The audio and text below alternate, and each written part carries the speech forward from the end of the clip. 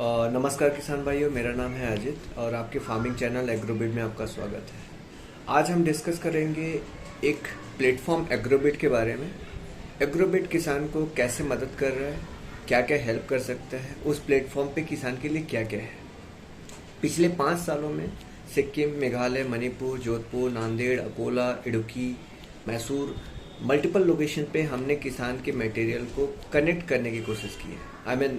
उनको, एक्सपोर्टर को, food companies को, ट्रेडर को कैसे बेचा जाए ये इंश्योर किया है। क्योंकि हमने पाया है कि किसान का माल बेचने की प्राथमिकता पहले है, क्योंकि माल जब किसान का बिकता है तभी किसान के घर पैसा आता है। तो हमने पिछले 5 सालों में यही काम पहले किया है। हालांकि इसके अलावा और भी चीज़ों को भी हमने इंक्लूड किया है जो कि ज़रूरत है। तो आइए हम डिस्कस करते हैं वन बाय वन कि हमारे प्लेटफॉर्म के थ्रू किसान को क्या क्या बेनिफिट मिलेगा।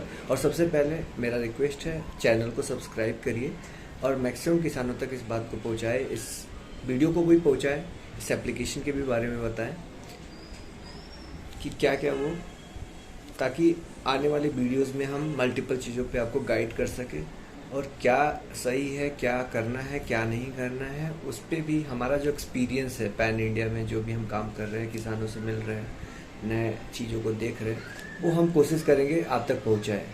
आपकी समझ में कितना आता है, कितना नहीं आता है, उसके बाद आप हमारी टीम से कनेक्ट करके अपना क्लियर कर सकते हैं अपना डाउट, राइट।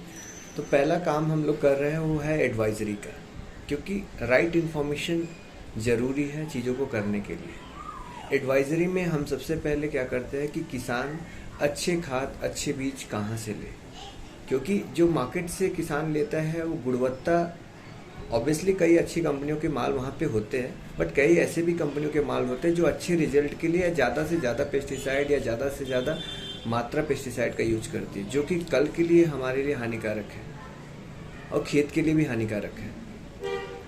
तो पहला फोकस हम करते हैं एडवाइजरी के थ्रू कि अच्छा इनपुट कैसे मिले किसान को।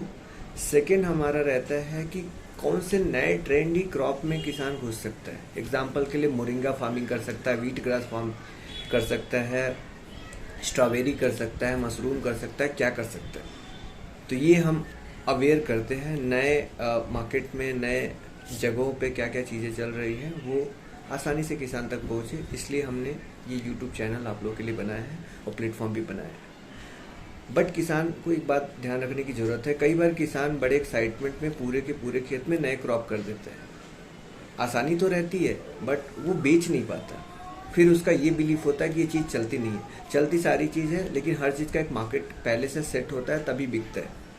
एग्जाम्पल के लिए बाराबंकी के लोग मेंथा की खेती करते हैं, नांदेड़ के लोग हल्दी की खेती करते हैं, ऊंझा के आसपास वो जैसलमेर या बाड़मेर के लोग जीरे की खेती करते हैं। वहाँ की मंडियाँ पहले से रेडी है, तो एग्जिस्टिंग क्रॉप जो किसान करता है वो बेचने में आसानी रहती है। हालांकि ज़्यादा बेनिफिट नहीं रहता, बट एटलीस्ट इतना रहता है कि उसके सारे माल किसी भी दिन वो बेच सकते हैं, ये फ़ायदा रहता है।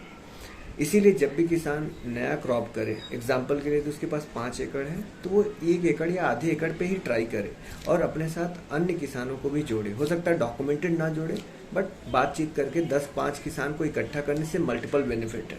कोई चीज़ खरीद भी रहे हैं तो बेनिफिट है, कोई मशीनरी हम शेयरिंग पे भी खरीद सकते हैं।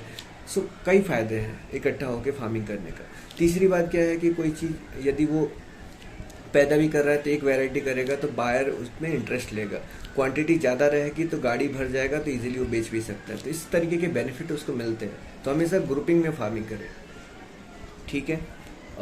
इसके अलावा हम लोग क्या प्रमोट करते हैं, सॉइल टेस्टिंग। कई लोग इसको बड़े हल्के में लेते हैं, बट ये बहुत ज़रूरी है।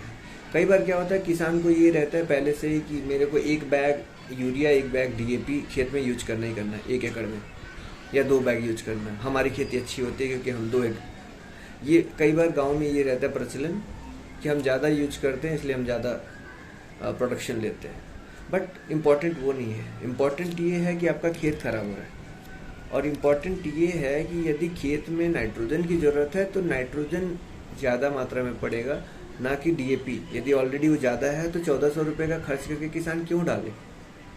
तो इसीलिए मिट्टी जांच के थ्रू ही ये बात पता लगेगा। तो मिट्टी जांच से ना केवल उसका पैसा बचेगा, वरन उसका खेत भी आगे के टाइम के लिए सही रहेगा, उपजाऊ रहेगा। ये हम फोकस करते हैं।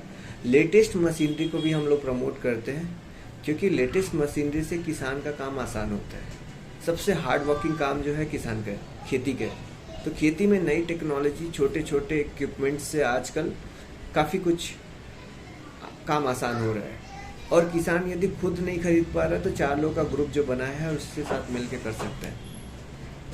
तो धन्यवाद किसान भाइयों, आज के लिए इतना ही। एग्रोबिट से, एग्रोबिट पे आप जुड़े रहें ताकि अन्य जानकारियाँ आपको टाइम टू टाइम मिलती रहे। Thank you.